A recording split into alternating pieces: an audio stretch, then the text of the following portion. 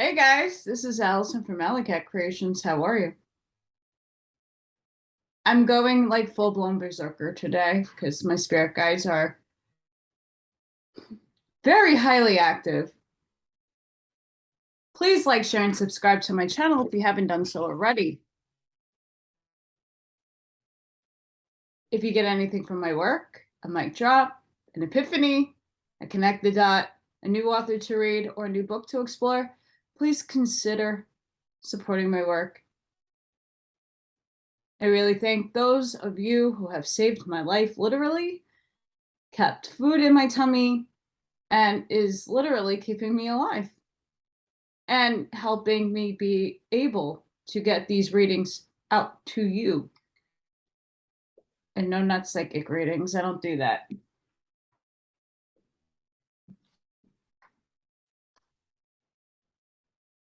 Manly P. Hall, The Secret Teachings of All Ages.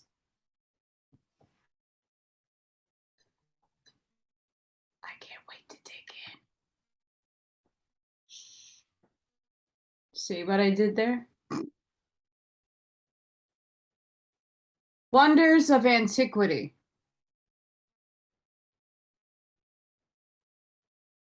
It was a common practice among the early Egyptians, Greeks, and Romans to seal lighted lamps in the sepulchres of their dead as offerings to the dead, the god of dead. Possibly it was also believed that the deceased could use these lights in finding his way through the valley of the shadow. Later, as the custom became generally established, not only actual lamps, but miniatures of them in terracotta were buried with the dead. Some of the lamps were enclosed in circular vessels for protection, and instances have been recorded in which the original oil was found in them in a perfect state of preservation after more than 2,000 years.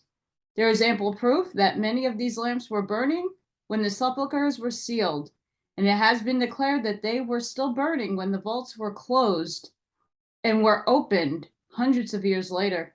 The possibility of preparing a fuel which would renew itself as rapidly as it was consumed has been a source of considerable controversy among medieval authors.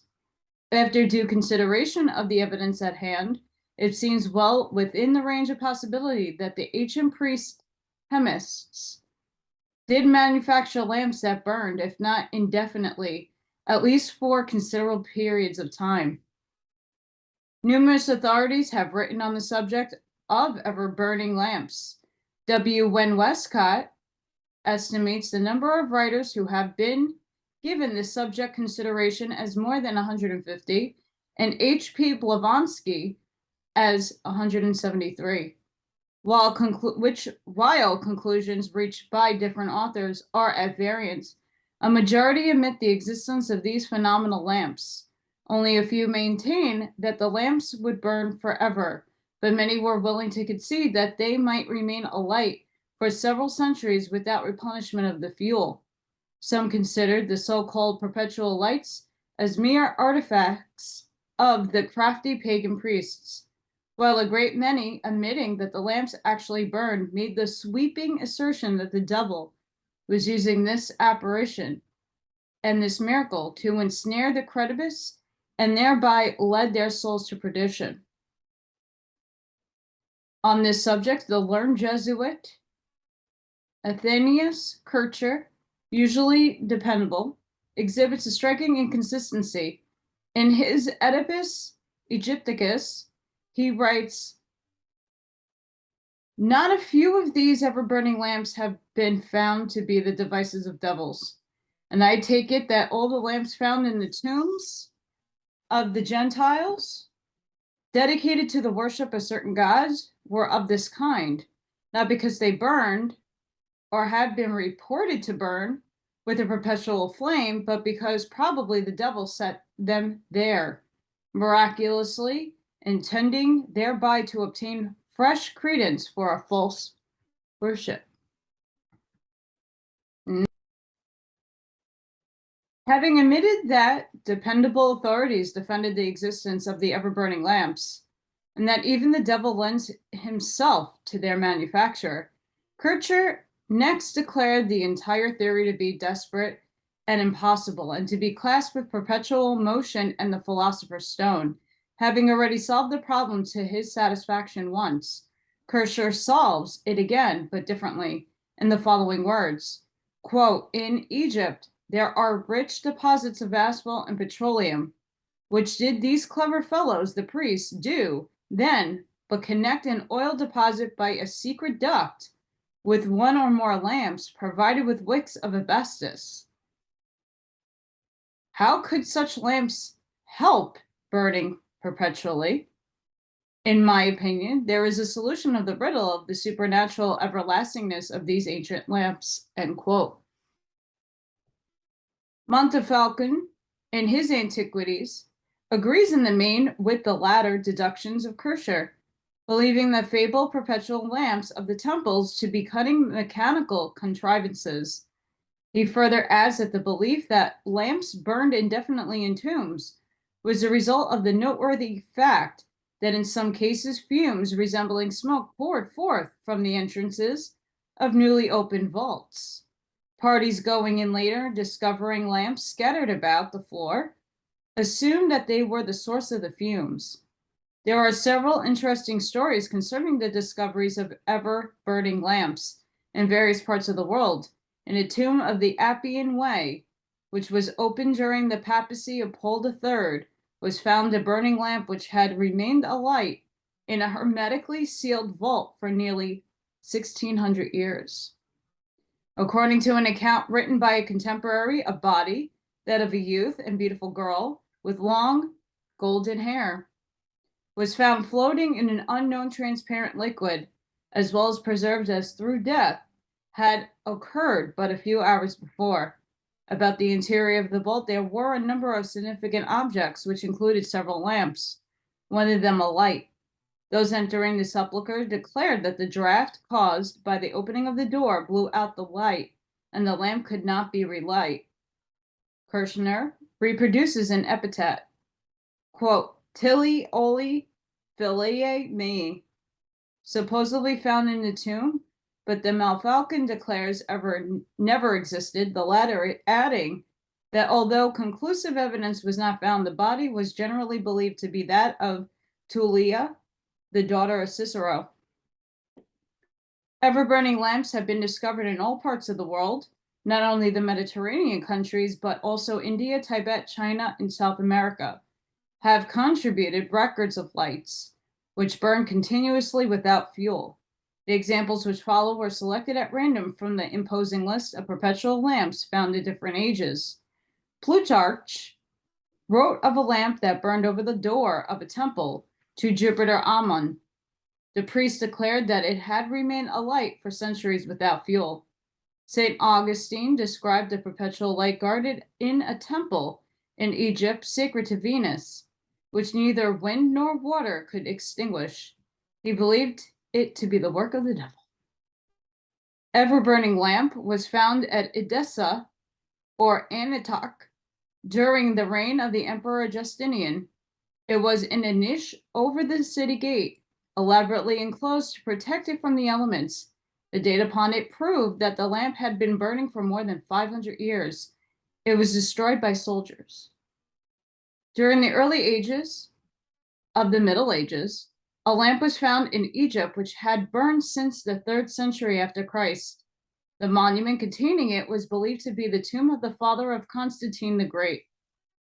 The lantern of Pallas was discovered near Rome in AD 1401. It was found in the sepulchre of Pallas, son of Evander, immortalized by Virgil in his Aeneid. The lamp was placed at the head of the body and burned with a steady glow for more than 2,000 years.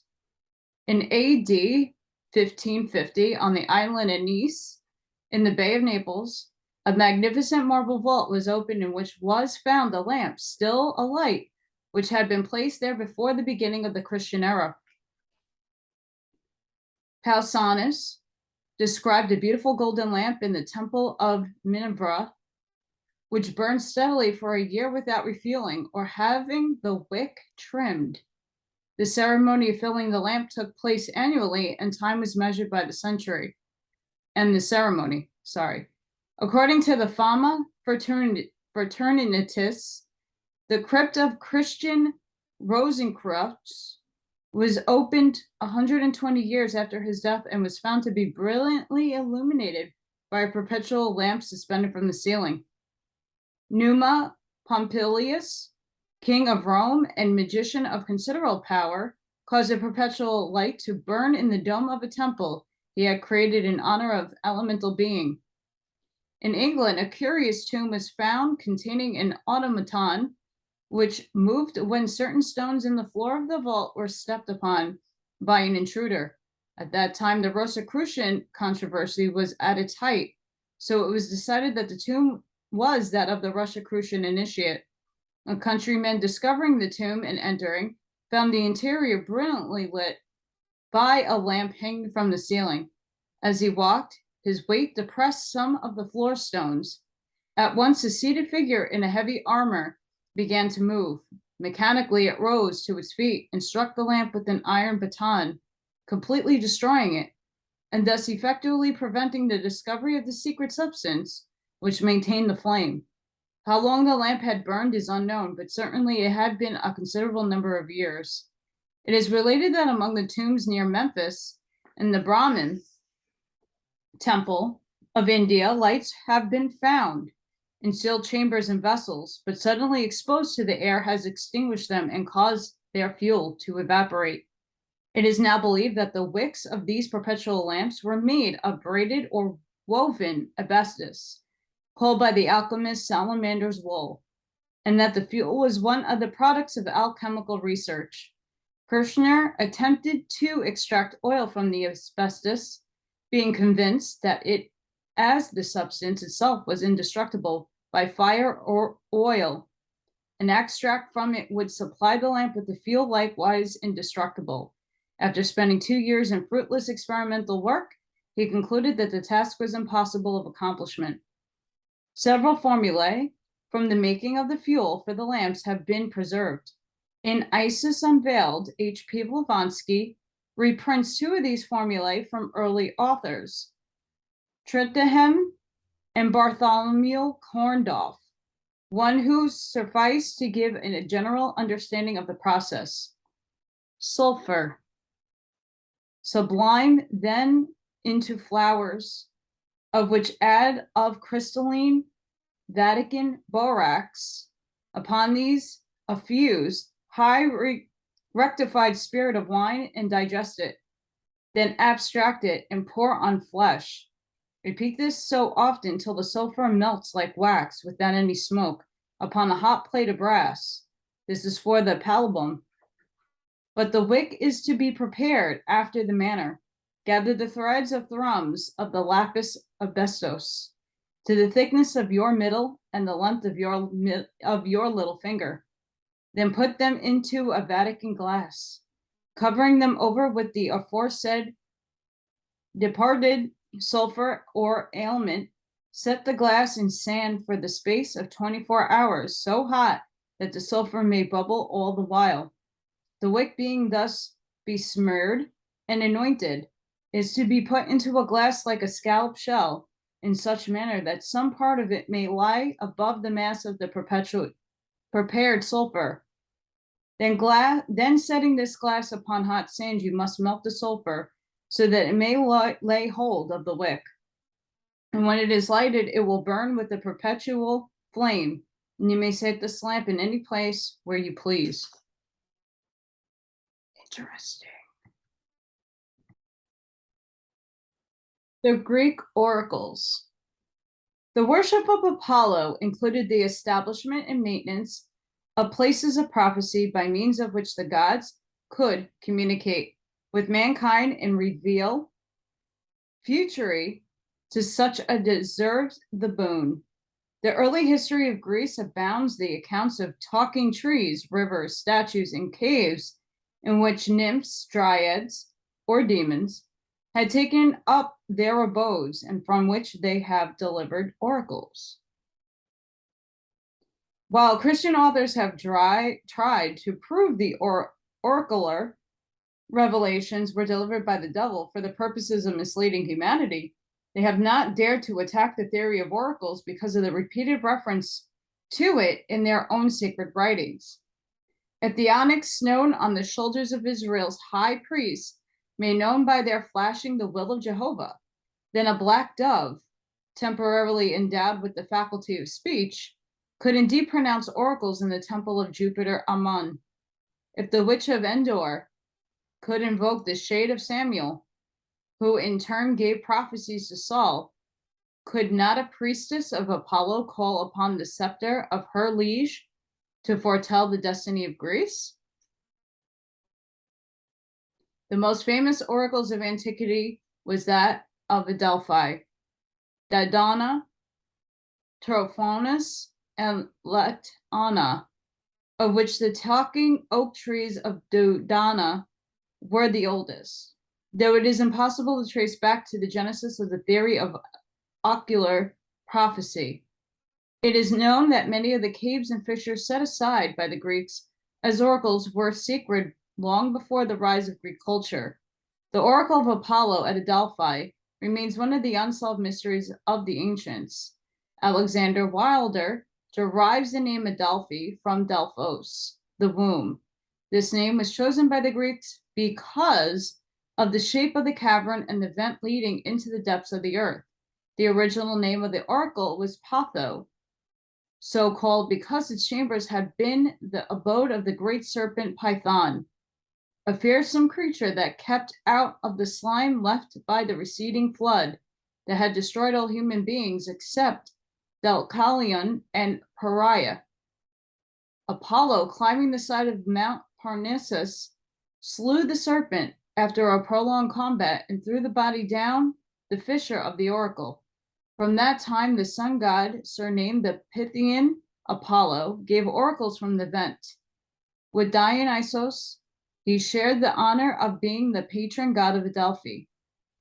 After being vanquished by Apollo, the spirit of Python remained at Adelphi as a representative of his conqueror, and it was the aid of his Alephum that the priestess was able to become in rapport with the god. The fumes rising from the fissure of the oracle was supposed to come from the decaying body of Python. The name Pythonus or Pythia, given to the female hierophant of the oracle, means literally one who has been thrown into a religious frenzy by inhaling fumes rising from the decomposing matter. It is of further interest to note that the Greeks believed the oracle of Delphi to be the umbilicus of the earth, thus proving that they considered the planet an immense human being. The connection between the principle of ocular revelation and the occult significance of the navel is an important secret belonging to the ancient mysteries. The oracle, however, is much older than the foregoing account indicates. A story of this kind was probably invented by the priests to explain the phenomena to those inquisitive persons whom they did not consider worthy of enlightenment regarding the true esoteric nature of the oracle. Some believe that a Delphic fascia was discovered by a Hyperborean priest, but as far back as recorded history goes, the cave was sacred, and persons came from all parts of Greece and the surrounding countries to question the demon who dwelt in the chimney-like vent. Priests and priestesses guarded it closely and served the spirit who dwelt therein and who enlightened humanity through the gift of prophecy. The story of the original discovery of the oracle is somewhat as follows. Shepherds tending their flocks on the side of Mount Parnassus were amazed at the particular antiques of goats that wandered close to a great chasm on its southwestern spur. The animals jumped about as though trying to dance and emitted strange cries unlike anything heard before. At last, one of the shepherds, curious to learn the cause of the phenomenon, approached the vent from which was rising noxious fumes. Immediately, he was seized with a prophetic ecstasy. He danced with the wild abandon, sang, gibbered inarticulate sounds, and foretold future events. Others went close to the fissure with the same result. The fame of the place spread, and many came to learn of the future by inhaling the metafic fumes, which exhilarated to the verge of delirium. Some of those who came, being unable to control themselves, having temporarily the strength of madmen, tore themselves from those seeking to restrain them, and jumping into the vent, perished. In order to prevent others from doing likewise, a wall was erected around the fissure, and the prophetess was appointed to act as mediator between the oracle and those who came to question it. According to later authorities, a tripod of gold, ornamented with carvings of Apollo in the form of Python, the great serpent, was placed over the cleft, and on this was arranged a specially prepared seat, so constructed that a person would have difficulty in falling off while under the influence of the oracle fumes. Just before this time, a story had been circulated that the fumes of the oracle arose from the decaying body of Python. It is possible that the oracle revealed its own origin. For many centuries during its early history, virgin maidens were consecrated in the service of the oracle. They were called the Phobades,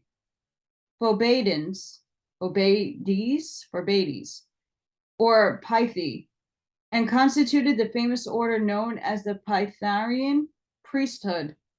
It is probable that women who chose to receive the oracles because their sensitive and emotional nature responded more quickly and completely to the fumes of enthusiasm, 3 days before the time set to receive the communications from Apollo, the virgin priests began the ceremony of purification.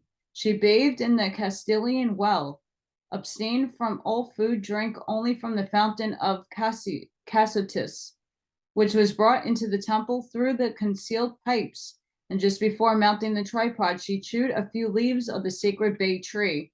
And it has been said that the water was drugged to bring on distorted visions, or the priests of the Delphi were able to manufacture an exhalating, intoxicating gas, which they conducted by subterranean ducts and released into the shaft of the oracle several feet below the surface.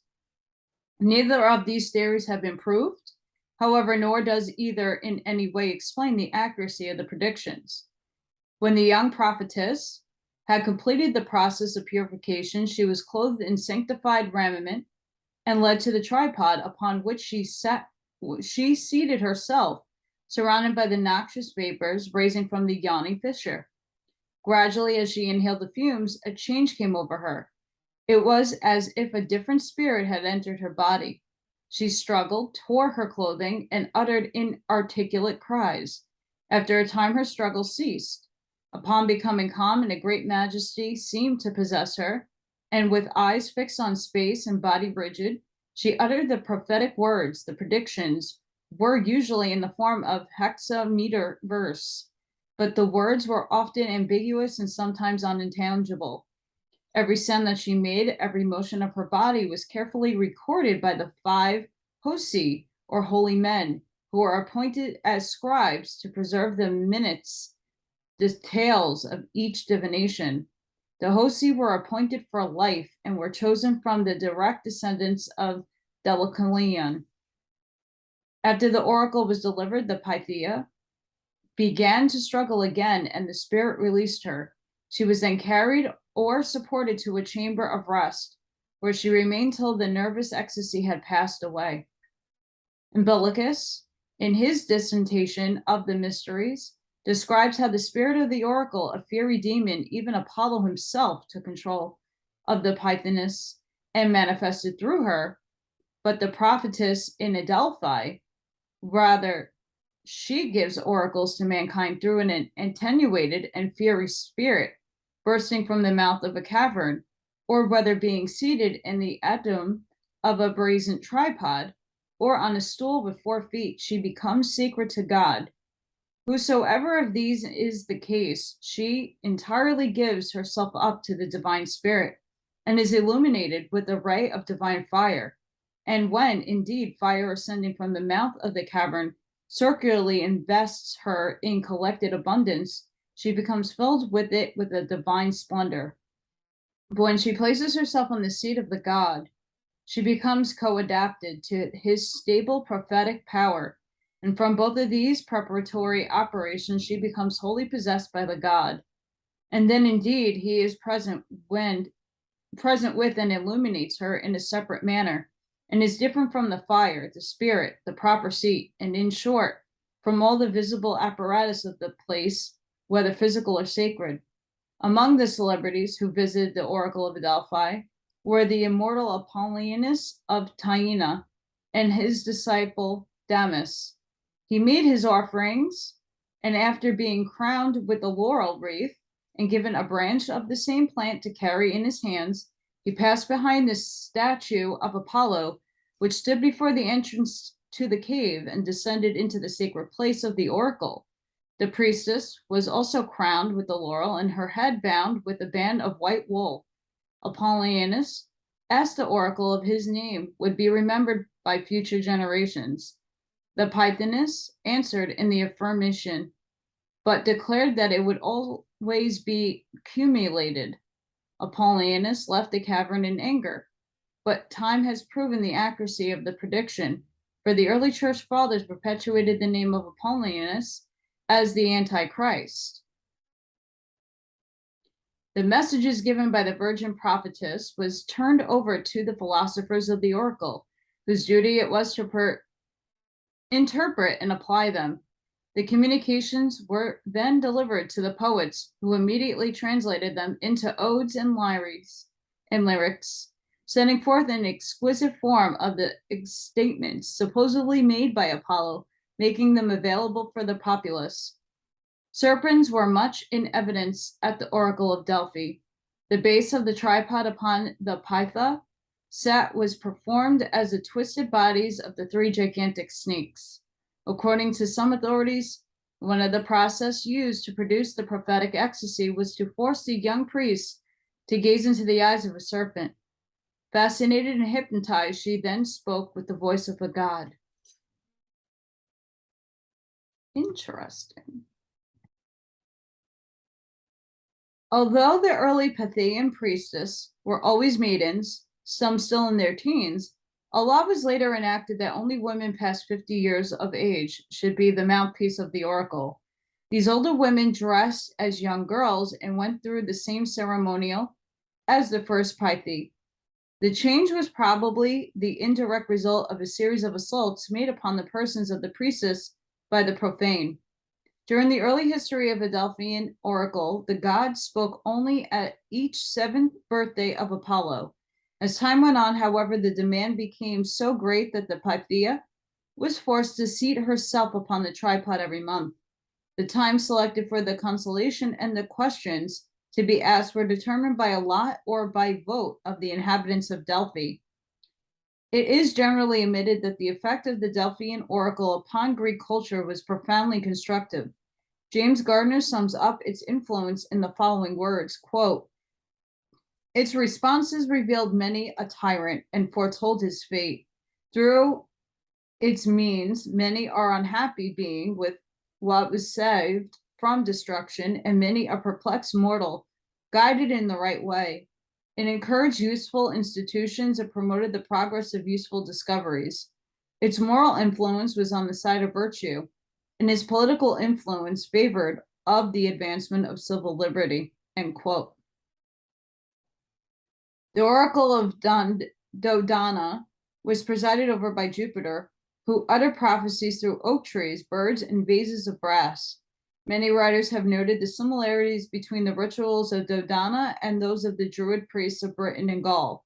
The famous ocular dove of Dodona, alighting upon the branches of the sacred oaks, not only discoursed at length in the Greek tongue upon philosophy and religion, but also answered the queries of those who came from distant places to consult it. The talking trees stood together, forming a sacred grove. When the priests desired answers to important questions, after careful and solemn purifications, they retired to the grove. They then accosted the trees, beseeching a reply from the god who dwelt within.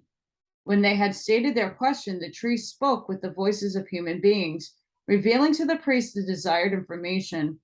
Some assert that there was but one tree which spoke, an oak or a beech, standing in a very heart of the ancient grove. Because Jupiter was believed to inhabit this tree, he was sometimes called Fogalius, or one who lives in the beech tree. Most curious of the oracles of Dodona were the talking vases or kettles. These were made of brass and so carefully fashioned that when struck, they gave off sound for hours. Some writers have described a row of these vases and have declared that if one of them was struck, its vibrations would be communicated to all others, and a terrifying din ensued. Other authors described a large single vase standing in a pillar near and stood the column supporting the statue of a child holding a whip.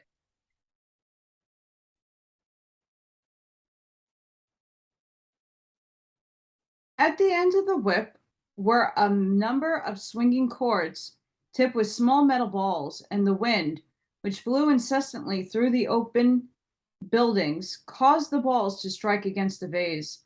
The number of intensity of the impacts and the reverberations of the vase were all carefully noted, and the priests delivered their oracles accordingly. When the original priest of Dodona, the Siloi, mysteriously vanished, the oracle was served for many centuries by 3 priestesses who interpreted the vases and at midnight interrogated the sacred trees. The patrons of the oracles were expected to bring offerings and to make contributions. Another remarkable oracle was of the cave of Trophonius, which stood upon the side of a hill with an entrance so small that it seemed impossible for a human being to enter. After the consult had made his offering at the statue of Trophonius and had donned the sacred garments, he climbed the hill to the cave, carrying in one hand a cake of honey. Sitting down on the edge of the opening, he lowered his feet into the cavern. Thereupon his entire body was precipitately drawn into the cave, which was described by those who had entered it as only having the dimensions of a fair-sized oven. When the oracle had completed its revelation, the consultant, usually delirious, was forcibly ejected from the cave, feet foremost. Near the cave of the oracle, 2 fountains bubbled out of the earth within a few feet of each other. Those about to enter the cave drank first from these fountains, the waters of which seemed to possess peculiar occult properties. The first contained the water of forgetfulness, and all who drank thereof forgot their earthly sorrows. From the second fountain flowed the sacred water of, I am not going to get this word properly, Mnemosyne, or remembrance, for later enable those who partook of it to recall their experience while in the cave. Though its entrance was marked by 2 brass obelisks, the cave, surrounded by a wall of white stones and concealed in the heart of a grove of sacred trees, did not present an imposing appearance. There is no doubt that those entering it passed through the strange experiences, for they were obliged to leave at the adjacent temple a complete account of what they saw and heard while in the oracle. The prophecies were given to the form of dreams and visions and were accompanied by severe pain in the head. Some never completely recovered from the after effects of their delirium. The confused recital of their experiences was interpreted by the priests according to the questions to be answered. While the priests probably used some unknown herb to produce the dreams or visions of the cavern, their skill in interpreting them bordered on the supernatural. Before consulting the oracle, it was necessary to offer a ram to the demon of the cave, and the priest decided by hieromancy whether the time chosen was propitious or the sacrifice was satisfactory. Sorry, guys, for the pronunciations there. The 7 Wonders of the World. Many of the sculptors and architects of the ancient world were initiates of the mysteries, particularly the Eleusinian rites. I'll get that right. Since the dawn of time, the truers of stone and the hewers of wood have constituted a divinely overcasted caste. As civilization spread slowly over the earth, cities were built and deserted. Monuments were erected to heroes at present unknown. Temples were built to gods who lie broken in the dust of the nations they inspired. Research has proven not only the builders of these cities and the monuments and the sculptors who chiseled out the inscrutable faces of the gods were masters of their craft, but that in the world today there are none to equal them. The profound knowledge of mathematics and astronomy embodied in ancient architecture and the equally profound knowledge of anatomy revealed in Greek statuary proved that the fashioners of both were master minds, deeply cultured in wisdom, which constituted the arcana of the mysteries. This was established the great and guild of the builders, progenitors of modern Freemasons. When employed to build palaces, temples, or tombs, or to carve statues for wealthy, those initiated architects and artists concealed in their works the secret doctrine, so that now, long after their bones have returned to dust, the world realizes that those first artisans were indeed duly initiated and worthy to receive the wages of master masons. The seven wonders of the world were, while apparently designed for diverse reasons, were really monuments erected to perpetuate the arcana of the mysteries. They were symbolic structures placed in peculiar spots, and real purpose of their erection can be sensed only by the initiated. Officius Levy has noted the marked correspondence between the seven wonders and the seven planets.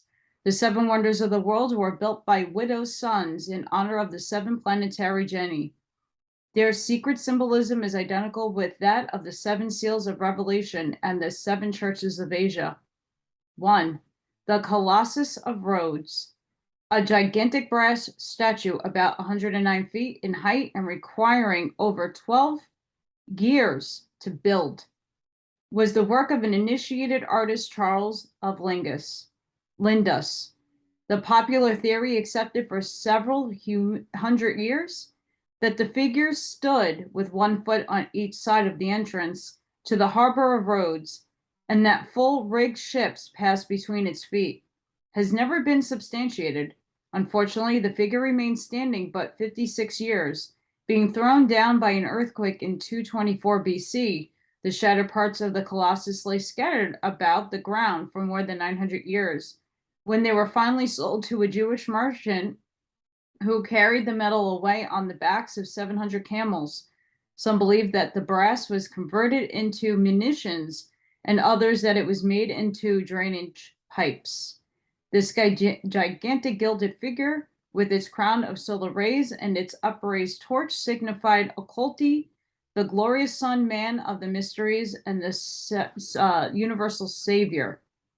2. The architect Ctesiphon, in the 5th century BC, submitted to the Ionian cities a plan for erecting a joint monument to their patron goddess, Diana. The place chosen was the Ephesus, a city south of Smyrna. The building was constructed of marble. The roof was supported by 127 columns, each 60 feet high and weighing over 150 tons.